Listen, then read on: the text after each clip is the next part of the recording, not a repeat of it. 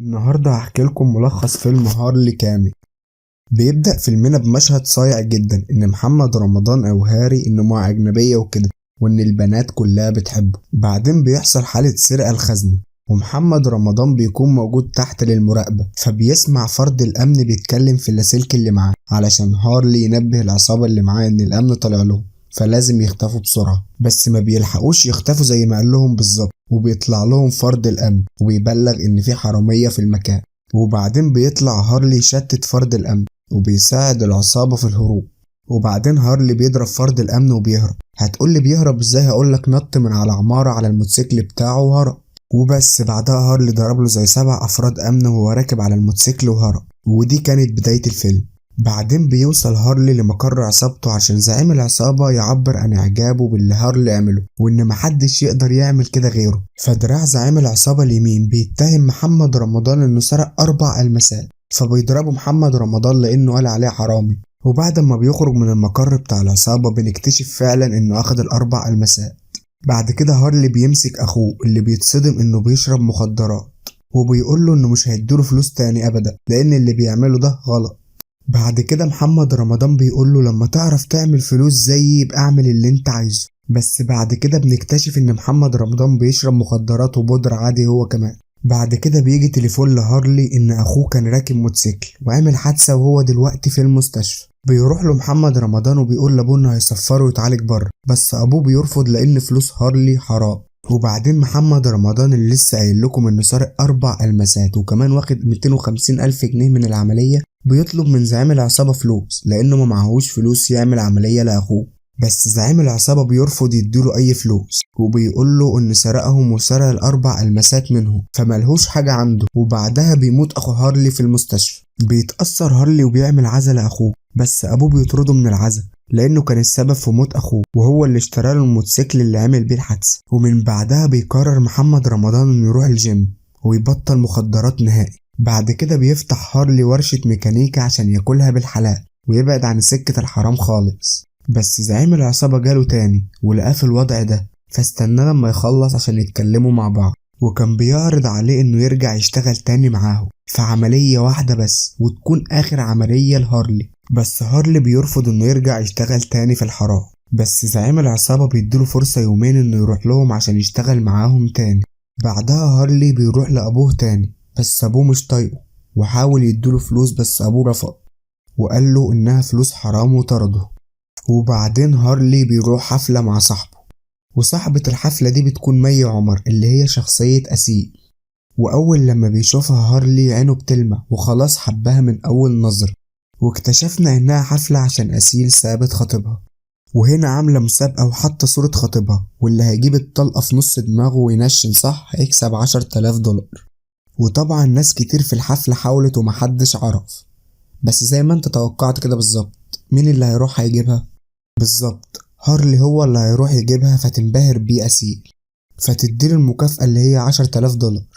بس بيقول لها تخليهم لها عشان ما جابش هدية في الحفلة. وبعدين بيجي خطيب أسيل الحفلة وبيكتشف كل ده وإنها عاملة حفلة تهزقوا فيها، فبيبدأ يشتم الموجودين كلهم. وزي ما انت توقعت كده بالظبط مين اللي هيرد عليه؟ بالظبط هارلي بيضربه، فأسيل بتنبهر أكتر.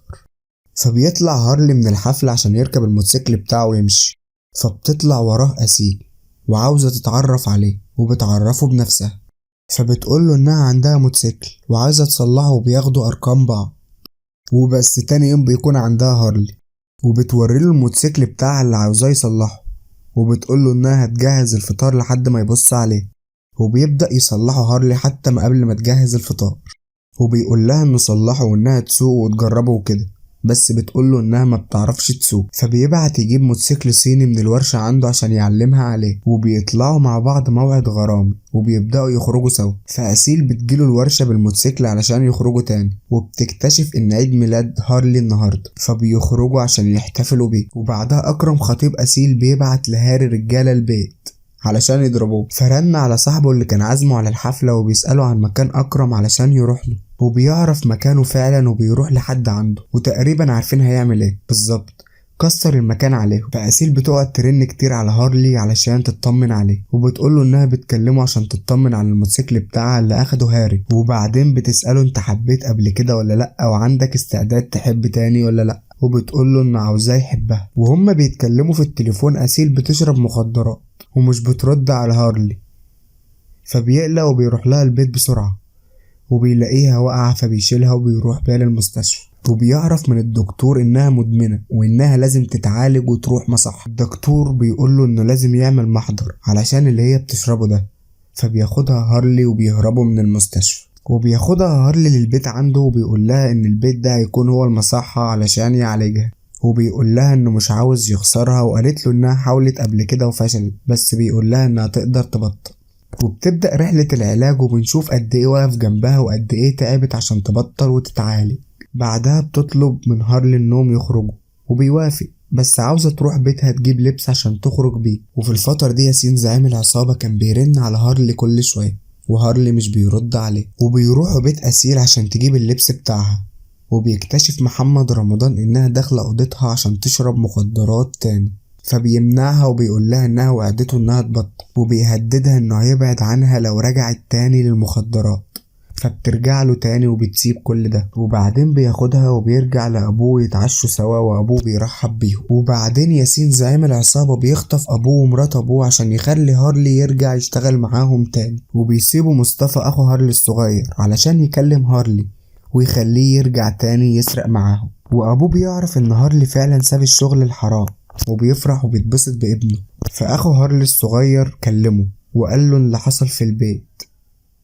فبيروح هارلي ياسين زعيم العصابة ويسأله عن أبوه، وبيوافق هارلي إنه يعمل آخر عملية معاه في مقابل إنه يسيب أبوه. وفعلا بينفذ هارلي العملية اللي زعيم العصابة طلبها منه، ورجع سلمه الفلوس. بس ياسين قال له أبوك مش هيمشي إلا برضه أما تعمل عملية كمان. فبيتعصب هارلي وبيهديه زعيم العصابة وبيقول له خلاص دي آخر عملية وهتاخد أبوك على طول. فبيرجع هارلي البيت وأسيل بتسأله هو بيحبها ولا لأ، وإنها كلمت باباها عشان هارلي يروح يقابله. وبتاخد هارلي وبتروح عشان يقابل باباها، وبيتصدم إنه زعيم العصابة هو ياسين وهو أبو أسيل. فأبوها لما بيشوف هارلي معاها بيطلب إنه يروح الحمام، وبعدها هارلي هو كمان بيطلب يروح الحمام. وياسين بيضربه وبيقوله إنها بنته وإنه ليه عمل كده، وبيحسب إن هارلي عمل كده عشان ياسين خطف أبوه. وبعدها هارلي بيقوله إن بنته مستنية بره عشان الأكل، فبيطلعوا مع بعض وكأنه محصلش أي حاجة. وبعدها أسيل بتقول لباباها إنها رايحة في بيتها،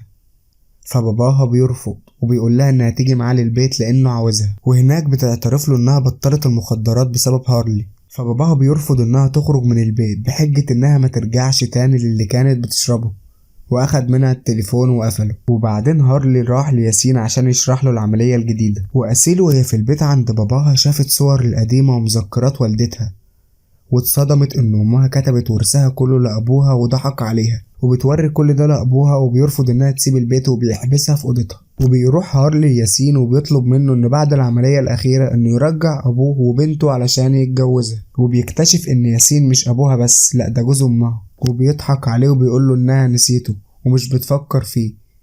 بس هارلي بيمشي ومش بيصدقه. وبيروح هارلي الفيلا بتاعت ياسين عشان يطمن على أسيل إنها كويسة، وبتقوله إنه ياسين كان بيعذب أمها وسرق فلوسها. فبياخد أسيل وبيهربوا من الفيلا، وبيكتشف ياسين إنها هربت، وهارلي بعتله بيقوله إنها بتبقى مراته. وبياخد أسيل بيوديها تقعد عند أم صاحبه علشان ياسين ما يوصلهاش. وبينفذ هارلي العملية وبيسرق الشنطة اللي طلبها منه ياسين. فياسين بيقول للرجالة إنه خلاص مستغني عن هارلي وإنهم يقتلوه. فرجالة ياسين بيروحوا لحد بيت هارلي علشان يقتلوه ويستنوه عشان يقتلوه لما يجي. بس هارلي بيجي ومعاه ناس كتيرة قوي عشان ما يقدروش يميزوه بينهم، وبيقدر يخلص على القناصة وغيرهم. وبعدين بيروح لياسين يهدده انه يطلع يروح لابوه. وبيوصلوا للمكان فعلا وبيكتف هارلي ياسين وبيدخل بيه المكان اللي موجود فيه ابوه. وواحد من رجالة ياسين كان بيحاول يغدر بهارلي ويقتله، بس هارلي ضربه. وهارلي بياخد ياسين يربطه في مكان مهجور وبيسيبه، وبيتجوز أسيل وبياخدها وراه على الموتوسيكل، والفيلم بيخلص. هو الفيديو خلص وانتوا لسه ما عملتوش لايك وسبسكرايب؟ أسوأ حاجة لما خنجر الإحباط يجي من أقرب الناس ليك. انتوا تعملوا معايا كده ليه؟ وبس أنا كده خلصت. الحقيقه انا ما عنديش معلومات ممكن اقولها لك اكتر من كده. شكرا.